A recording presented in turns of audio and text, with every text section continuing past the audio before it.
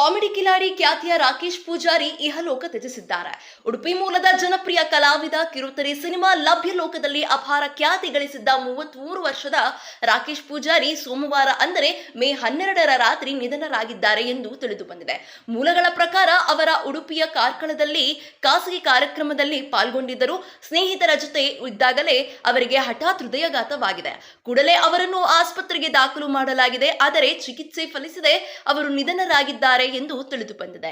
ಮೆಹಂದಿ ಕಾರ್ಯಕ್ರಮದಲ್ಲಿ ಭಾಗಿಯಾಗಿದ್ದ ವೇಳೆ ಕುಸಿದು ಬಿದ್ದು ಅವರು ಮೃತಪಟ್ಟಿದ್ದಾರೆ ಎಂದು ತಿಳಿದು ಬಂದಿದೆ. ಕನ್ನಡದ ಜನಪ್ರಿಯ ಕಾರ್ಯಕ್ರಮ ಕಾಮಿಡಿ ಕಿಲಾಡಿಗಳು ಸೀಸನ್ 3 ವಿಜೇತರಾಗಿದ್ದ ಅವರು ತನ್ನ ವಿಭಿನ್ನ ಅಭಿನಯದಿಂದ ಕರುನಾಡಿನ ಮನೆ ಗೆದ್ದಿದ್ದರು.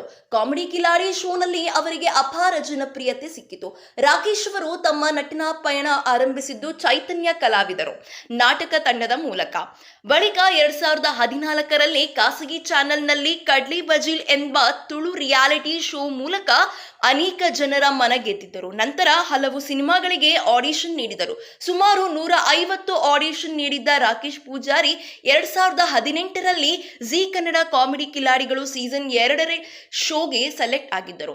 ಇದರಲ್ಲಿ ರನ್ನರ್ ಅಪ್ ತಂಡದ ಸದಸ್ಯರಾಗಿದ್ದರು. ಬಳಿಕ 2020ರಲ್ಲಿ ಕಾಮಿಡಿ ಕಿಲಾಡಿಗಳ ಸೀಸನ್ 3ರ ವಿಜೇತರಾಗಿದ್ದರು. ರಾಕೇಶ್ ಅವರು ಕನ್ನಡ ಮತ್ತು ತುಳುವಿನಲ್ಲಿ ಸಾಕಷ್ಟು ಸಿನಿಮಾಗಳಲ್ಲಿ ನಟಿಸಿದ್ದಾರೆ. ರಾಕೇಶ್ ಕನ್ನಡದಲ್ಲಿ ಪೈಲ್ವಾನ್ ಸಿನಿಮಾ ಹಾಗೂ ಇದು ಎಂತ ಲೋಕವಯ್ಯ ಚಿತ್ರಗಳಲ್ಲಿ ನಟಿಸಿದ್ದಾರೆ. ತುಳು ಭಾಷೆಯ ಪೆಟ್ಕಮ್ಮಿ, ಅಮ್ಮೇರ್ ಪೊಲೀಸ್, ಪಮ್ಮನ್ನೆ ದಿ ಗ್ರೇಟ್ ವುಮಿಲ್ ಹೀಗೆ ಸೇರಿದಂತೆ ಹಲವು ಸಿನಿಮಾಗಳಿಗೆ ಬಣ್ಣ ಹಚ್ಚಿದ್ದರು. ಕಿರುತೆರೆಯಲ್ಲಿ ರಾಕೇಶ್ ಅವರು ಜನಪ್ರಿಯತೆಯನ್ನು ಪಡೆದುಕೊಂಡಿದ್ದರು. ಹಿಟ್ಲರ್ ಕಲ್ಯಾಣ ಎನ್ನುವ ಧಾರಾವಾಹಿಯಲ್ಲಿ ಕೂಡ ಅವರು ನಟಿಸಿದ್ದರು. ಅವರ ನಿಧನ ಸುದ್ದಿ ಕೇಳಿ ಕನ್ನಡ ಕಿರುತೆರೆ ಲೋಕ ಆಘಾತಕ್ಕೆ ಒಳಗಾಗಿದೆ. ಕಾಮಿಡಿ ಕಿಲಾಡಿಯ ತೀರ್ಪುಗಾರರು ಆಗಿದ್ದ ರಕ್ಷಿತಾ ಪ್ರೇಮ್ ಅವರು ರಾಕೇಶ್ ಅವರ ನಿಧನಕ್ಕೆ ಸಂತಾಪ ಸೂಚಿಸಿದ್ದಾರೆ.